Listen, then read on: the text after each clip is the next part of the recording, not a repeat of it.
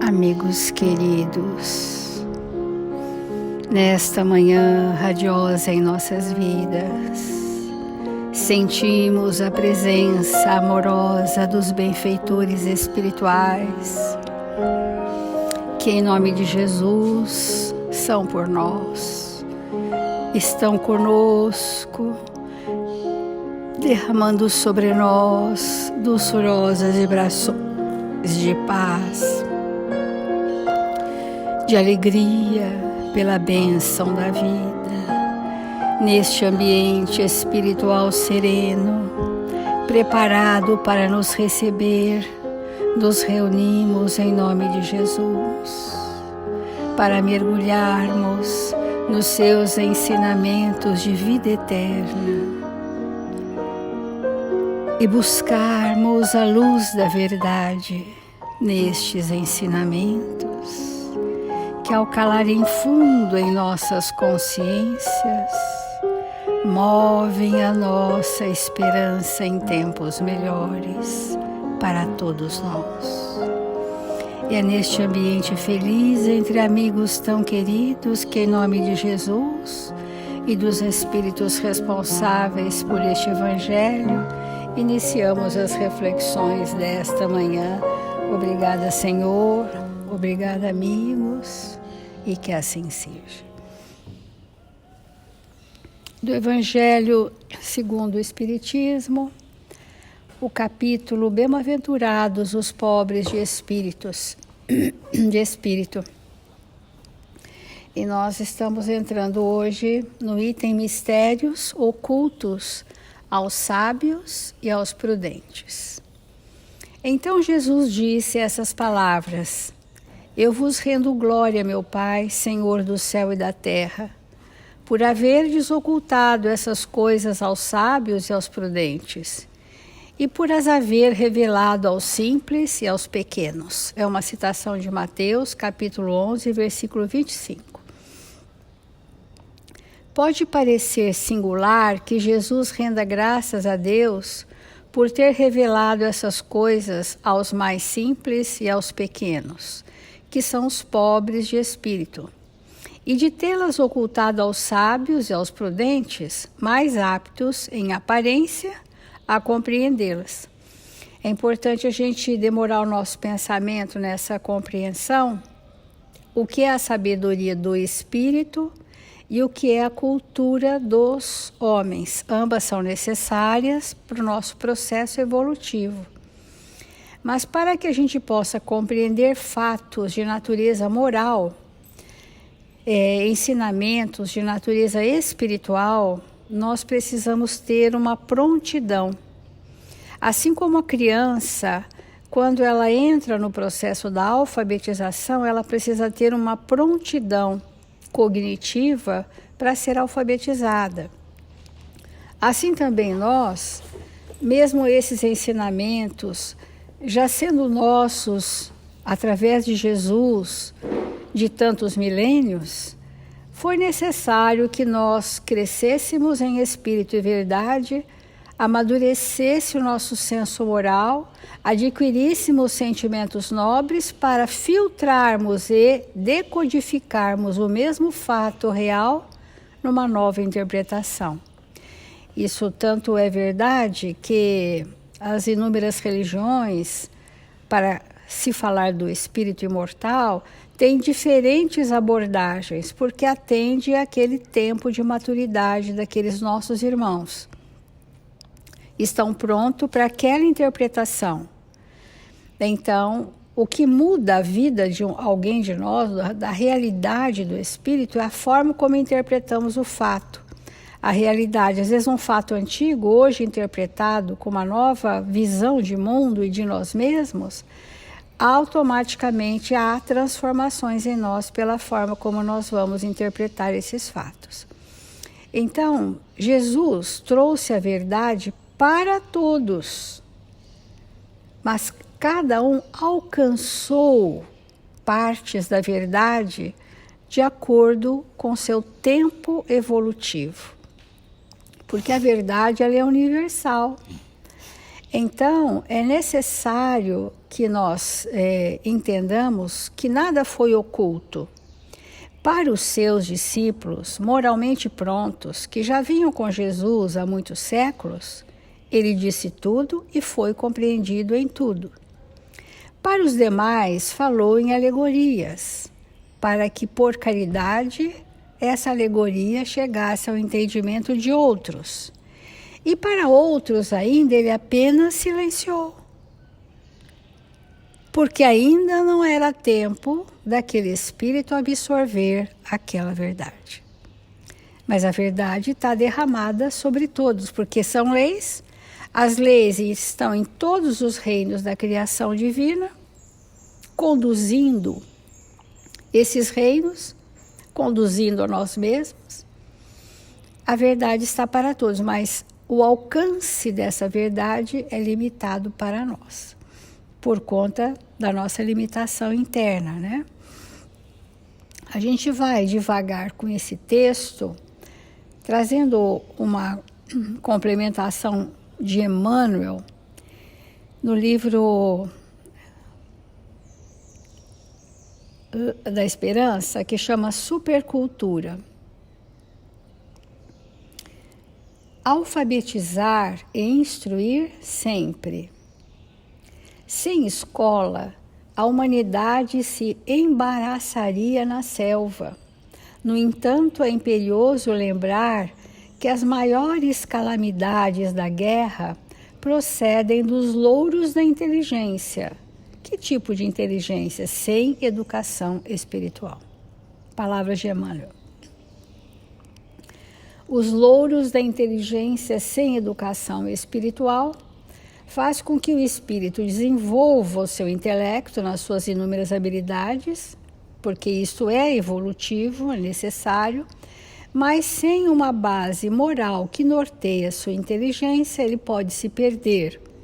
Tanto isso é fato que muitos conhecimentos ainda não chegaram ao nosso planeta pela missão de espíritos superiores, porque não saberíamos fazer uso dessa informação e desse conhecimento, não saberíamos. Por isso que essa verdade é revelada parcimonialmente, para que não seja um desastre para nós, porque pode vir a ser. E aqui Emmanuel vai dar alguns exemplos. Por exemplo, a intelectualidade requintada entretece lauréis à civilização, mas por si só não conseguiu até hoje frenar o poder das trevas. Muito interessante, né? Às vezes a pessoa tem uma inteligência primorosa, mas a serviço de quem? De onde está a sua sintonia? Então, e se a sua sintonia for de mágoa, se for de prepotência, se for esse nível de sintonia, ele estará em trevas, com uma mente brilhante a serviço das trevas, porque a sua sintonia pode ser uma sintonia de arrogância, de prepotência, de sentir-se o mais orgulhoso. Então, está em nossas mãos. A supercultura, esse é um termo usado por Emmanuel na década de 50, né? Mas as pessoas altamente intelectualizadas, com bom conhecimento, hoje com a globalização, com domínio dos fatos da vida, monumentalizou cidades imponentes e estabeleceu os engenhos que as arrasam. Levantou embarcações que se alteiam como sendo palácios flutuantes e criou o torpedo que as põe a pique. Essa linguagem são dos acontecimentos daquela época, né? Então, os grandes navios, as grandes embarcações, né? Como se fossem palácios flutuantes, porque era essa a ideia dos grandes navios, né? Eram palácios flutuantes, né? Mas esses palácios flutuantes também serviam para torpedos, né? Hoje, a projeção de mísseis, outras armas atômicas desconhecidas por nós. estruturou asas metálicas, o simbolismo do avião, da aviação, né, que chegou assim com uma força para todos nós, porque no mundo espiritual também há veículos para nos locomovermos, dada a nossa densidade perispirítica. Quando André Luiz descreve o aeróbus de nosso lar, ele está descrevendo um veículo de transportar perispíritos densos para regiões, locomoção, porque nem sempre nós temos uma fluidez para a volitação, caminharmos volitando sem precisar de um veículo. Então, tanto esses veículos são fatos que muitas pessoas que descreveram objetos voadores não identificados, elas estavam muitas vezes sozinhas, num lugar ermo, com um estado de relaxamento profundo, uma desconexão. E nesse momento, porque houve um afrouxamento entre o perispírito e o corpo físico, e porque o ambiente da natureza facilita essa percepção espiritual, essas pessoas viram fragmentos, porque a visão ela é muito, a nossa vidência ela é muito filtrada pelas nossas imperfeições, mas viram fragmentos de veículos do mundo espiritual, não é de Júpiter, nem de Marte, nem de Saturno.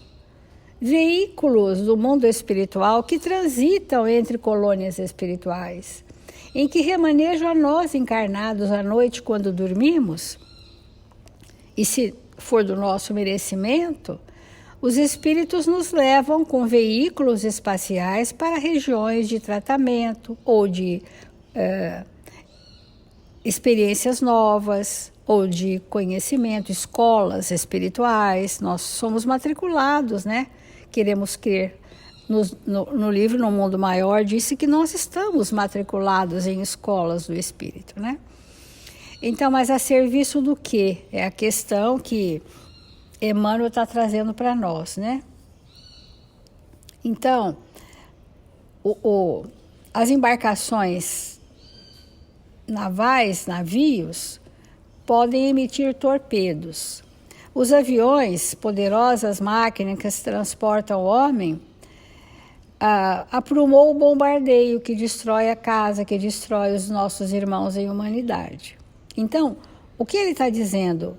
Que o mau ou o bom uso que fazemos do conhecimento adquirido. Por isso que nem tudo poderia ter sido nos revelado há 2000 anos. Porque, primeiro, não saberíamos o que fazer e quando soubéssemos, poderíamos usar a serviço do nosso personalismo.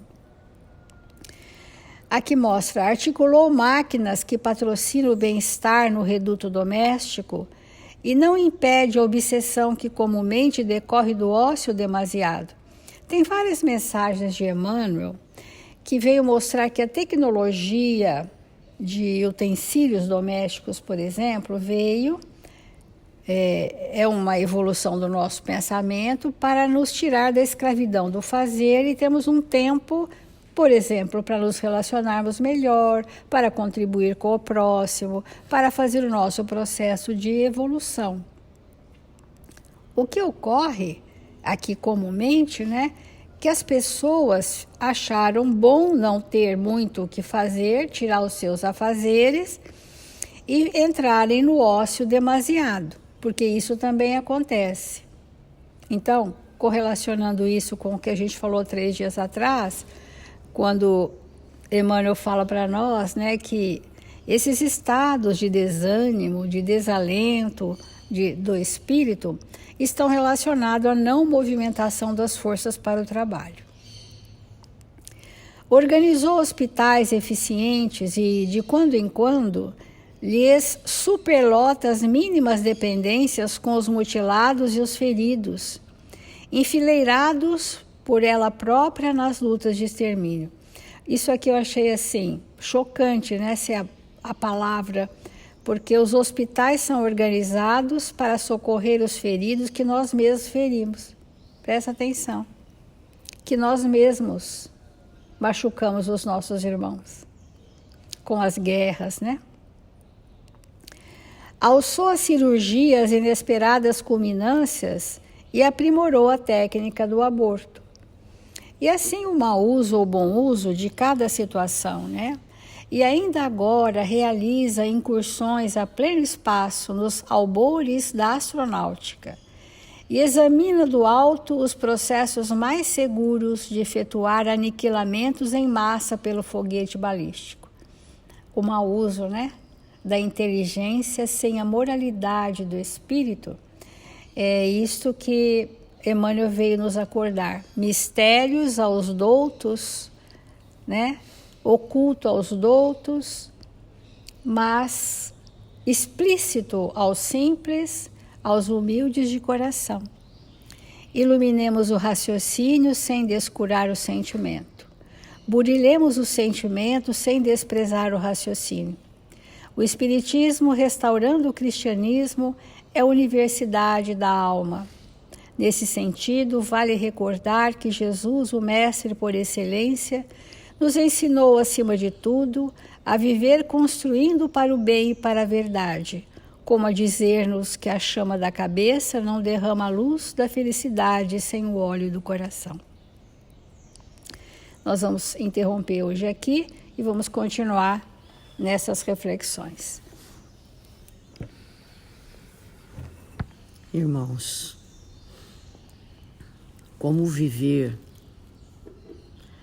sem uma orientação segura dessas lições extraordinárias que Jesus veio viver e nos ensinar.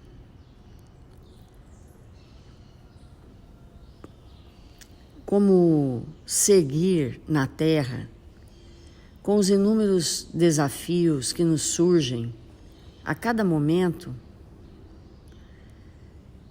sem nos entregarmos a um pensamento que constrói,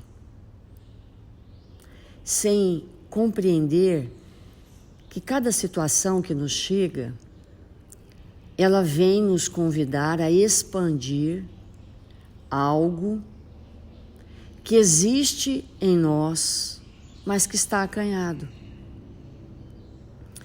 Cada situação que nos aparece é uma situação que acorda potencialidades divinas em nós.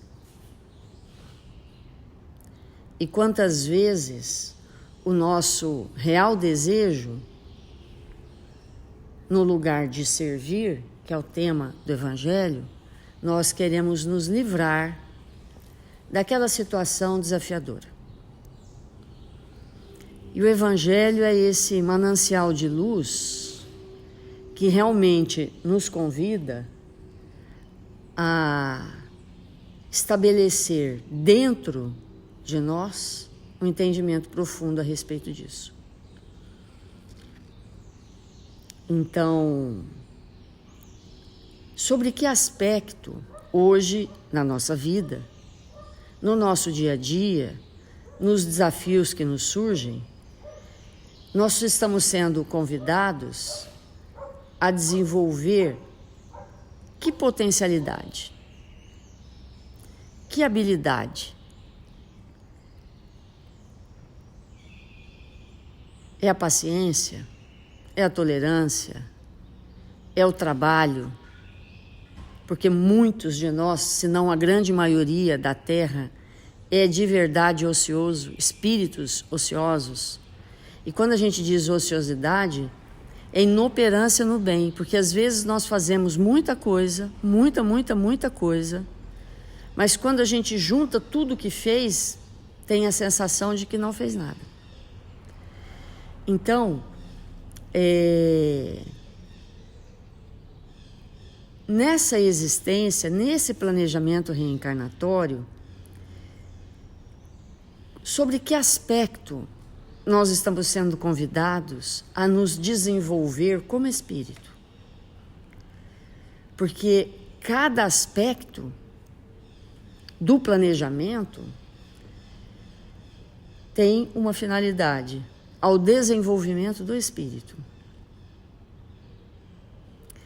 Então nós selecionamos um texto do livro Espírito da Verdade, É o primeiro capítulo intitulado Problemas do Mundo. E é muito interessante essa lição, muito, né? Porque ele começa assim, ó: o mundo está repleto de ouro,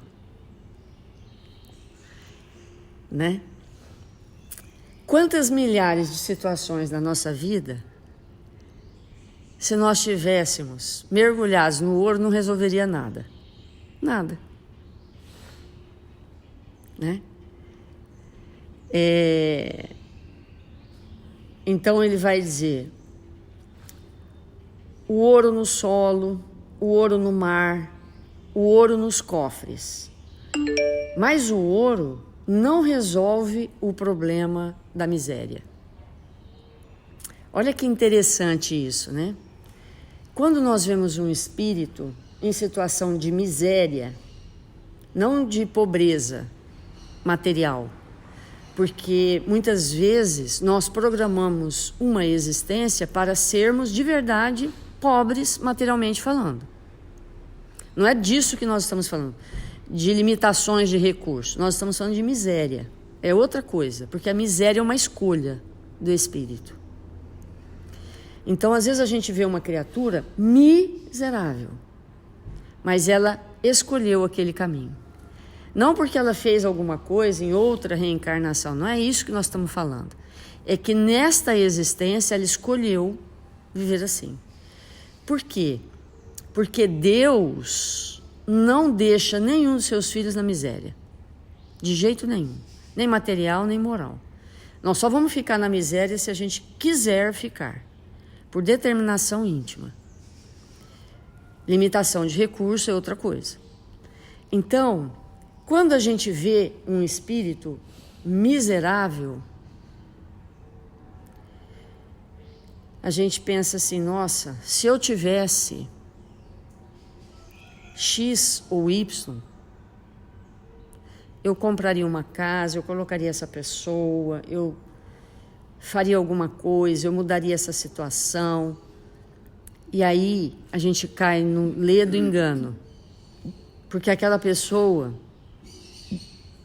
ela não precisa do ouro. Alguma coisa dentro dela está em profundo desalinho com as leis de Deus. E ouro não resolve leis divinas, que são muitas vezes burladas por nós de maneira consciente. Então, ouro não resolve isso. E quanto tempo e quantas existências nós acreditamos que o ouro era tudo. E ele continua: o mundo está repleto de espaço. Espaço nos continentes, espaços na cidade, espaços no campo. Mas o espaço não resolve o problema da cobiça. É muito interessante isso, né? Porque quando a gente olha para a Terra, vamos olhar para o dia de hoje. Cada pedacinho da Terra tem um dono. Tem alguém responsável por um espaço, comprou uma propriedade, um terreno, uma fazenda, um sítio, uma área. Tudo na Terra tem um dono.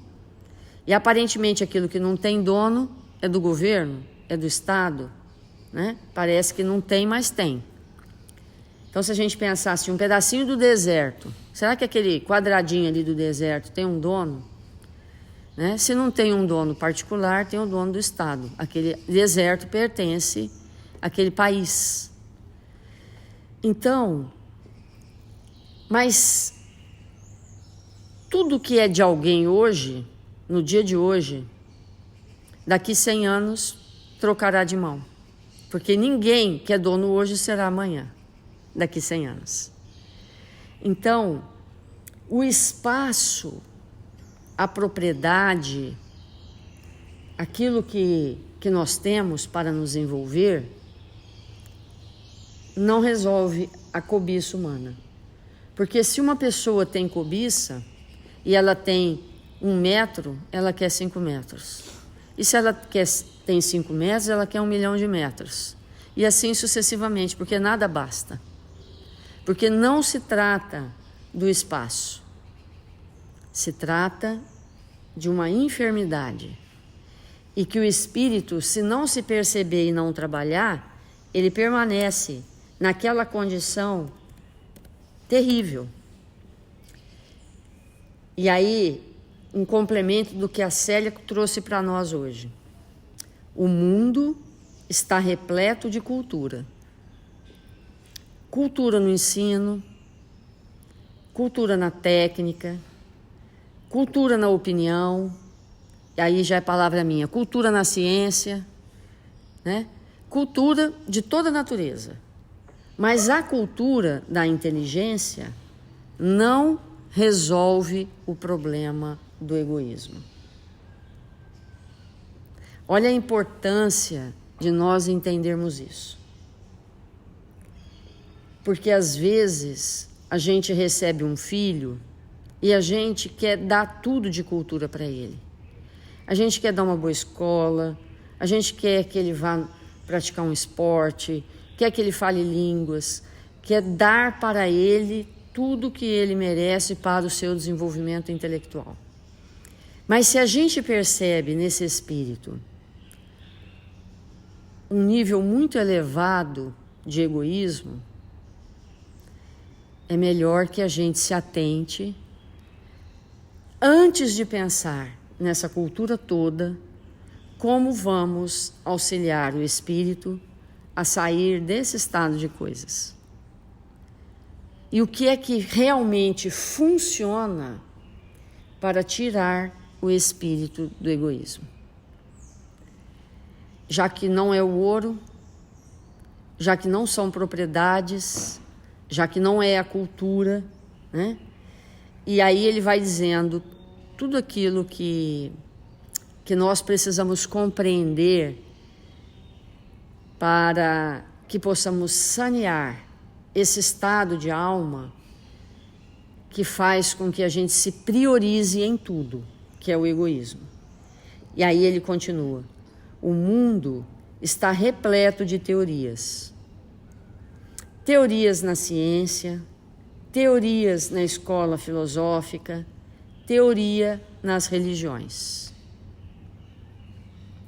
Isso é muito importante, irmãos. Muito importante. Palavras, né? Às vezes filosofias vãs. Práticas, né? Porque as religiões têm muito disso, práticas. E a gente cai no ledo engano que práticas vão nos levar à melhoria íntima.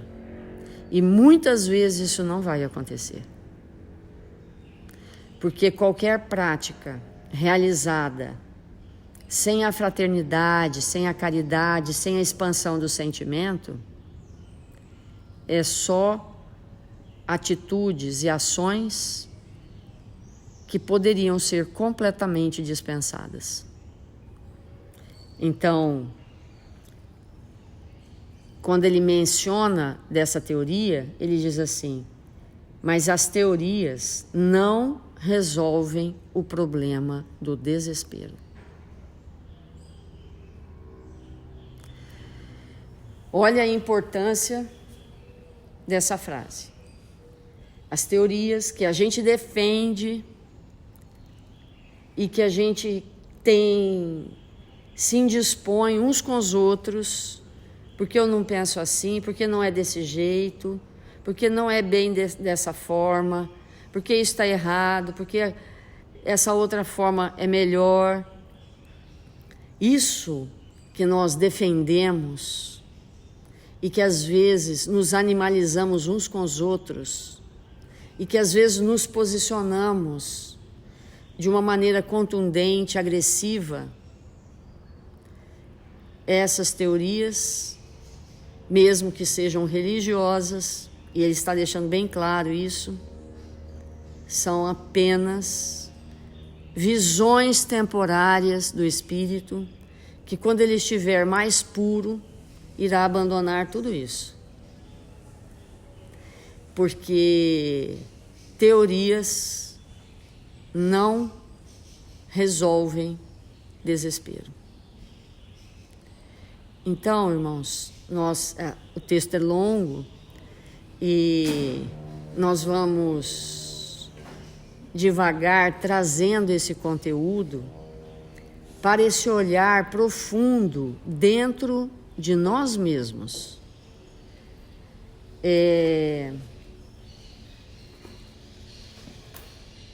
Se essas questões que Emmanuel está trazendo não são pontos capitais da nossa vida, títulos, cultura, teoria, propriedades, dinheiro e assim sucessivamente, se isso não são os pontos capitais da nossa vida, o que é então?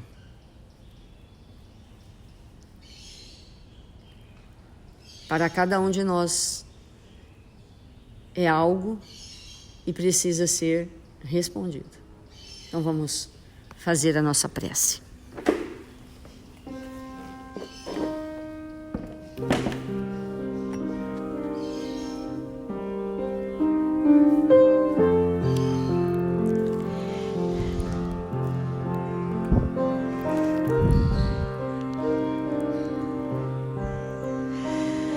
Deus, nosso Pai, Jesus, divino amigo das nossas vidas, nós nos encontramos aqui, desejosos de aprender mais e mais, a estabelecer dentro de nós caminhos iluminativos, aprendendo a servir, a nos relacionar uns com os outros. Mil vezes obrigado, Senhor, por esta oportunidade em nossas vidas, em que abrimos os nossos corações para aprender as Tuas lições de vida eterna, Senhor. Para olhar para nós mesmos, percebendo as nossas realidades mais íntimas. E com isso, Senhor, nos mantermos equilibrados e confiantes. Rogamos, Mestre, que o passe espiritual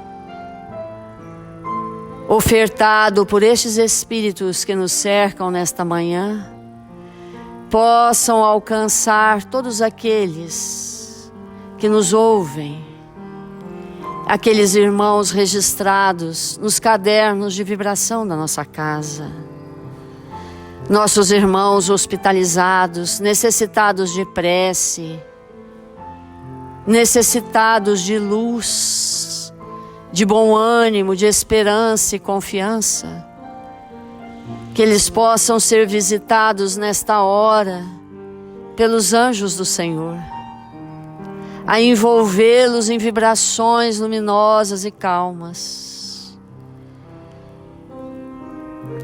Faça de nós, Senhor, instrumentos úteis em Suas mãos generosas, em favor daqueles que nos cercam. Mil vezes obrigado, Senhor, pela Sua presença e pelo Seu amor. E que neste dia possamos realizar o melhor, amando-nos uns aos outros, estabelecendo relações afetuosas, de cooperação, para que possamos, Senhor, ser reconhecidos por Ti, por muito nos amarmos. Que o Senhor esteja por nós, agora e sempre. Que assim seja.